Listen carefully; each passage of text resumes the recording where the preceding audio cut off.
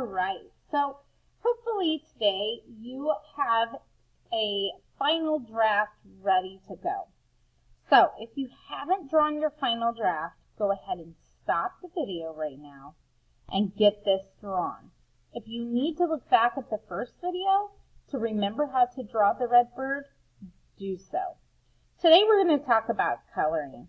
I love crayons. They're one of my favorite things. And part of the reason I love crayons is because we can layer them. And we're going to do a bit of that today. So first you need a black crayon. With the black crayon, we're going to be coloring the mask of our red bird. And I really need for you to go slowly and take your time. We want our bird to look very, very pretty when he's finished. Okay, so black all around the eye. Then you're going to use an orange for the beak. Now, I know I just said that I love crayons because I can layer them. Watch what I'm going to do. I'm now going to take my yellow and I'm going to color on top of my orange, just on the top part, so that you can see the difference. The top part has 2 colors of crayon, and the bottom only has 1. The top part doesn't look yellow, even though I just colored it with yellow, because I put it on top of the orange. By making a layer, it adds richness to your artwork. It is beautiful. I can't tell you how much fun crayons can be. Next, you are going to find your red crayon. Don't get mixed up and get a different color. You're looking for red. That is really important. We're going to start with a layer of red on our red bird. We're going to be adding a bit of brown and a bit of orange in places. So sorry about that, guys. My phone just went off, but we're ignoring it. So I am continuing to color. I'm going to color my entire red bird, and I'll be right back. So I have my red bird colored, and in my box of crayons, which it may be a little bigger than the selection that you have, but I have several brown colors, and I have some other reds. So I'm going to be choosing a couple of the browns,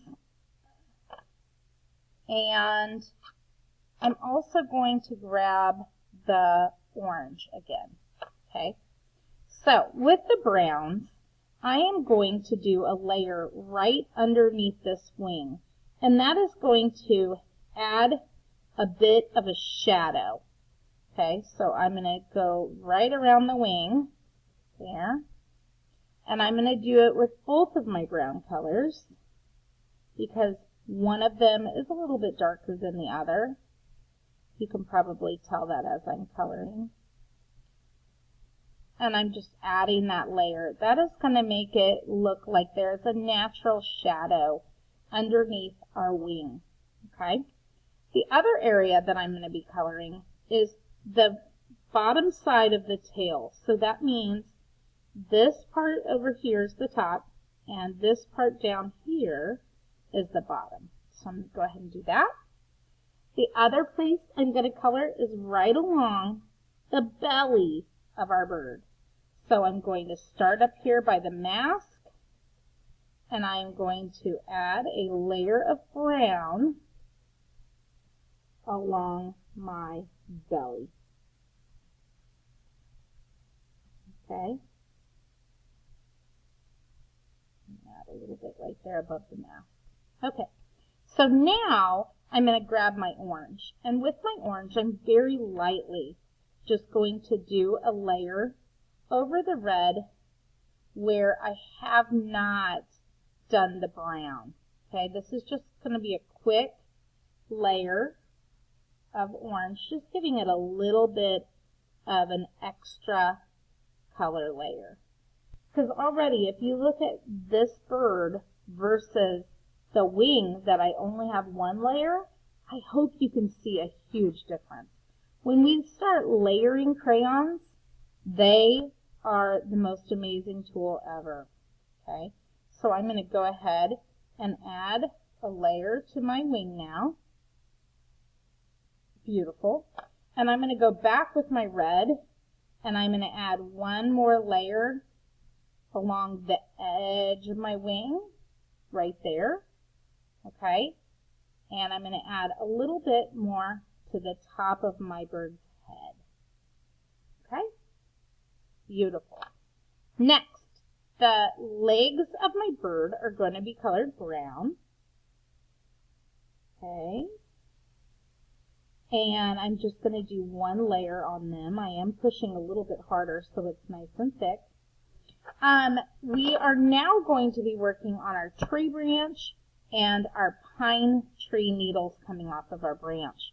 So our branch is going to have a basic brown over the top of it, and we're also going to add a bit of black and gray to our branch. So the first thing I want you to do is give your branch a layer of brown. Now that I have my brown finished, I'm going to grab my gray and my black. So with my gray, I'm going to just come down the middle, just adding a light layer. Now this gray is very light. This one is actually called Timberwolf. It is lighter than a typical gray, so I'm going to push a little bit harder with that.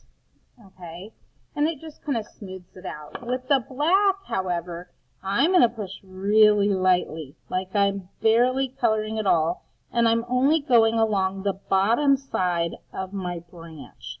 The bottom side is the side closest to the bottom of the page.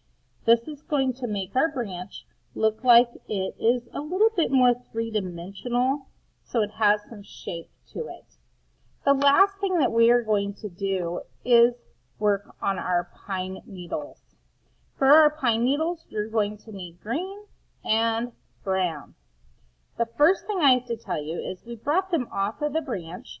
Well, the pine needles follow along this same direction. So I'm going to start here, and I'm going to work on a diagonal, and I'm doing lots of individual lines. These are not scribbles. I don't go back and forth.